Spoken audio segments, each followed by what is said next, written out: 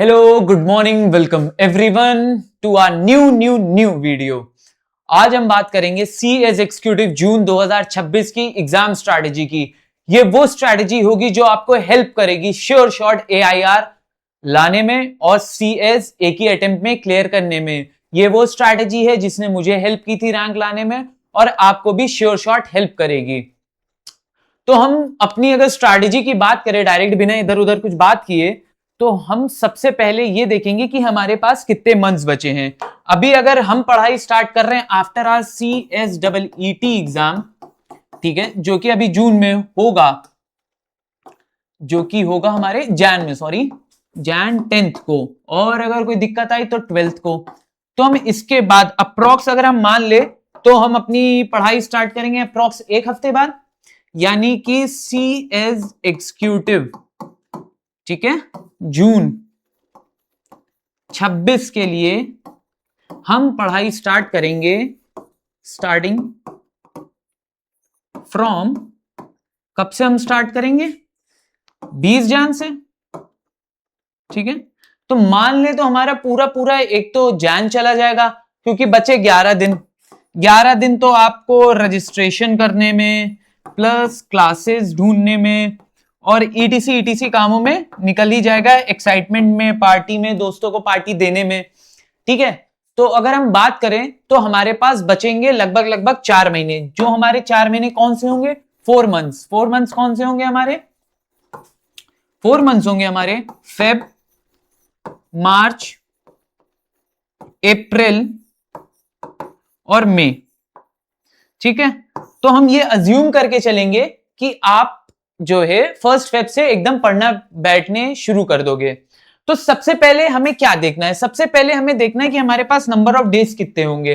Feb में होंगे हमारे पास 28 दिन, मार्च में हमारे पास होंगे 31, अप्रैल में होंगे 30, मई में होंगे हमारे पास 31। तो टोटल अगर हम देखें तो हमारे पास कितने दिन आ गए? 3 3 6 3 3 9 10 11 12, 121 डेज ही होंगे हमारे पास पूरी प्रिपरेशन करने के लिए, ठीक है। अगर हम बात करें तो टोटल हमारे पास कितने होंगे? 121 डेज होंगे। और हमें कितना ग्रुप देना होगा? एक ग्रुप के लिए।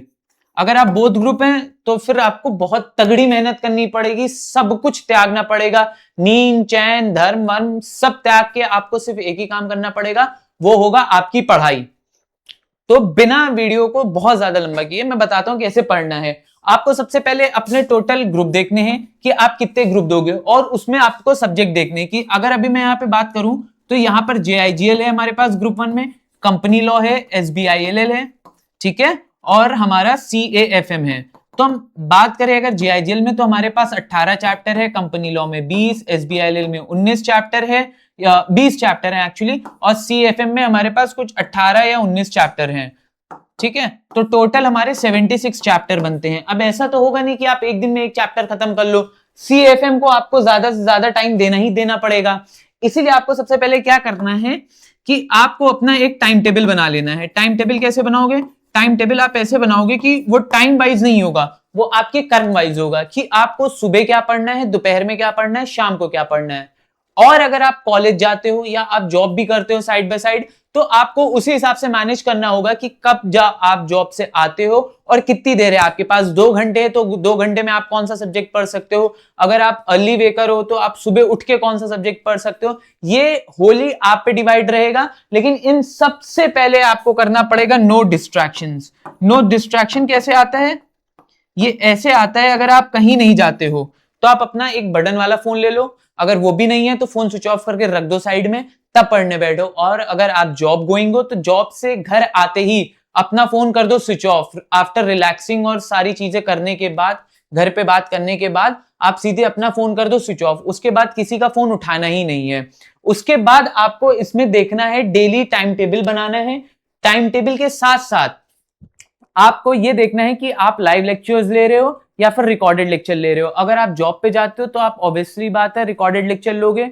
आपको जब लेक्चर देखना है तो ऐसे देखना है कि आपकी कॉन्सेप्चुअल क्लैरिटी होनी चाहिए। आपको सबसे पहले क्लैरिटी होनी चाहिए कि आप क्या चीज पढ़ रहे हो, ठीक है। अगर आपको क्लैरिटी रहेगी कि आप कौन सा सब्जेक्ट किस लिए पढ़ रहे हो, JIGL हम क्यों पढ़ रहे हैं, उसमें हम क्या पढ़ रहे हैं, कंपनी लॉ में क्या पढ़ रहे हैं, अगर आप उसको याद रखोगे ना तो आप ये एग्जाम एक ही गो में क्लियर कर ले जाओगे। और सबसे बड़ी बात है कि आपको अपना सिलेबस अट मोस्ट जो है वो अप्रैल एंड तक खत्म कर लेना है, अप्रैल एंड तक। मैं ऐसा क्यों कह रहा हूं, क्योंकि मैंने भी यही किया था, अप्रैल एंड तक मैंने अपना सिलेबस खत्म किया था। मेरा तो मैंने लास्ट ईयर अटेम्प्ट दिया था, तो मैंने भी यही किया था, अप्रैल एंड तक अपना सिलेबस खत्म कर लिया। और पूरे मई भर मैंने जो है, मई में मैंने किया मई भर मैंने सिर्फ PYQ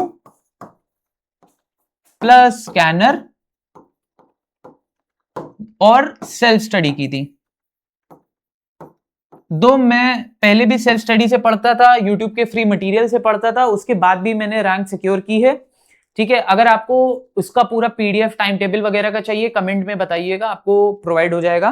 ठीक है, फ्री ऑफ कॉस्ट, उसका कोई भी इशू नहीं है। बट ये है कि आपको अपना सिलेबस 30 अप्रैल तक किसी भी हालत में खत्म कर लेना है, चाहे आप रिकॉर्डेड देखो चाहे लाइव देखो। उसके बाद आपको मई से अपनी सेल्फ स्टडी स्टार्ट कर देनी है। साथ ही साथ आपको वीकली टेस्ट भी देना है। अगर आपको कोई टेस्ट सीरीज समझ नहीं आती है तो हम अपनी टेस्ट सीरीज भी लॉन्च करने वाले हैं, एज वेल एज हमारे यहाँ सेंटर पे भी टेस्ट होंगे। तो अगर आप इंटरेस्टेड हो तो नंबर होगा, आप कांटेक्ट कर सकते हो। वीकली टेस्ट होंगे हमारे स्टार्टिंग फ्रॉम 20 जैन, और उसके बाद भी नेक्स्ट जैसा जैसा होगा मैं आके यूट्यूब पे अपडेट करता रहूंगा कि किस वीक कौन सा टेस्ट है। आप वो टेस्ट सीरीज ज्वाइन कर सकते हो। और हलवा टेस्ट नहीं होगा, वो एज पर ICSI स्टैंडर्ड्स ही होगा। हमारे टीचर हैं वो एज पर ICSI स्टैंडर्ड्स ही बनाएंगे।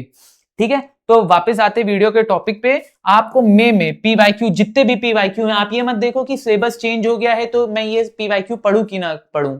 आपको ये देखना है कि सिलेबस चेंज हुआ है, बट क्या ये चीज मेरे कोर्स में अभी भी है।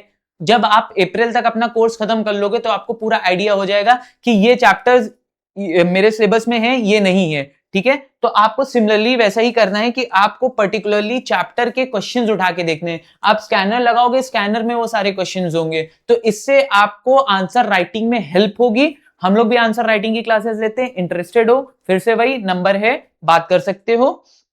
एज वेल एज आपको सबसे ज्यादा फोकस अपने सेल्फ स्टडी पे देना पड़ेगा। जब तक आप खुद से नहीं पढ़ोगे, खुद से आंसर नहीं बनाओगे, तब आप CS एग्जीक्यूटिव क्लियर नहीं कर सकते, चाहे आप दुनिया में कहीं से भी किसी भी टीचर से पढ़ लो। Self study is the key for CA, CS, ठीक है, एंड CMA। बिना सेल्फ स्टडी के कोई भी CA, CS, CMA तीनों नहीं क्लियर कर सकता, इनमें से एक भी क्लियर नहीं कर सकता। और अगर आप को चाहिए कि आपको एक टाइम टेबल मिल जाए, वो भी है हमारे पास, वो भी आपको पिन कमेंट में मिल जाएगा। बाकी आपको बैकलॉग कोई भी नहीं इकट्ठा करना है जब पढ़ना है। जो भी बैकलॉग होता है उसको सैटरडे संडे को खत्म करो। अगर आप वर्किंग प्रोफेशनल हो या फिर आप कहीं जॉब करते हो तो आप क्या कर सकते हो कि आप वीक में 4 दिन 5 दिन पढ़ाई करो, 6 और 7वें दिन आप बैकलॉग अपना क्लियर करो। आप कोई भी छुट्टी नहीं ले सकते हो। लेकिन अगर आप घर पे ही रहते हो, आप स्टूडेंट हो खाली, तो फिर आप क्या कर सकते हो कि आप 6 डेज पढ़ो और 7 डे पे अपना बैकलॉग क्लियर करो। हमारे जो भी इंस्टीट्यूट है ना, उसकी डिक्शनरी में ना हमारे स्टूडेंट्स की डिक्शनरी में कोई भी संडे या छुट्टी नामक चीज होती है। बहुत अच्छा गोल्डन अटेम्प्ट है, क्योंकि इसके बाद काफी सारी चीजें CS में चेंज होंगी। अभी तो इनकम टैक्स एक्ट भी हमारा नहीं चेंज हो रहा है, अगर वो चेंज हो जाता तो फिर आप लोगों के लिए डिफिकल्टी आती। ठीक है, तो सबसे पहले हमें पढ़ने बैठना है, अपना टाइम टेबल बनाना है, एक स्टडी रूटीन फॉलो करना है। और याद रखना, चाहे तुम 1 घंटा पढ़ो चाहे 12 घंटे पढ़ो, अगर तुम डेली नहीं पढ़ रहे हो तो तुम पास नहीं हो सकते। आपको डेली पढ़ना है। अगर आपके पास किसी दिन टाइम नहीं है तो आप 1 घंटा पढ़ो, 2 घंटा पढ़ो, और पढ़ना ही पढ़ना है, क्योंकि कंसिस्टेंसी मैटर करती है। चाहे वो छोटे स्टेप्स हो चाहे बड़े स्टेप्स हो, after all steps are steps. अगर आप आज एक चीज स्किप कर दोगे, वो आपका मतलब पूरा बैकलॉग में ना इकट्ठा होता रहेगा, और बैकलॉग कभी क्लियर नहीं हुआ, ना किसी का क्लियर हो पाया है। ठीक है, तो फिर आपको ध्यान देना है कि मई तक आपको अपना जो है PYQ, scanner, self study plus question bank. ठीक है, क्वेश्चन बैंक कैसे, जब आप PYQ वगैरह लिखोगे ना, तब आपको मार्क कर लेना है, स्टार मार्क कर लेना है कि आपके लिए ये इंपॉर्टेंट है कि नहीं है। कैसे इंपॉर्टेंट है कि नहीं है, मतलब आपके दिमाग में ये चीज बैठी हुई है कि हमारी ये रेगुलेशंस लगेंगी कि नहीं लगेंगी, इसका अपर लिमिट क्या है, लोअर लिमिट क्या है। जब भी आप क्वेश्चन देखोगे तो सबसे पहले आपको यही देखना है कि मेरे को इसका आंसर आ रहा है कि नहीं आ रहा है। अगर नहीं आ रहा है ना, तो वैसे ही आप उस क्वेश्चन पे एक बड़ा सा स्टार बना लो और डबल स्टार उन क्वेश्चंस पे बना लो जो तुम्हारे 2 टाइम में भी नहीं आते। आप ऐसा करके अगर मेरा स्टडी प्लान फॉलो करोगे तो आप श्योर शॉट एक ही बार में क्लियर होगे और रैंक भी लाओगे। आई होप ये वीडियो आपको थोड़ा मतलब हेल्प की हो अपनी स्ट्रैटेजी प्लानिंग में, और अगर वीडियो अच्छी लगी हो तो लाइक कर देना। मिलते हैं नेक्स्ट वीडियो में, तब तक के लिए गुड बाय।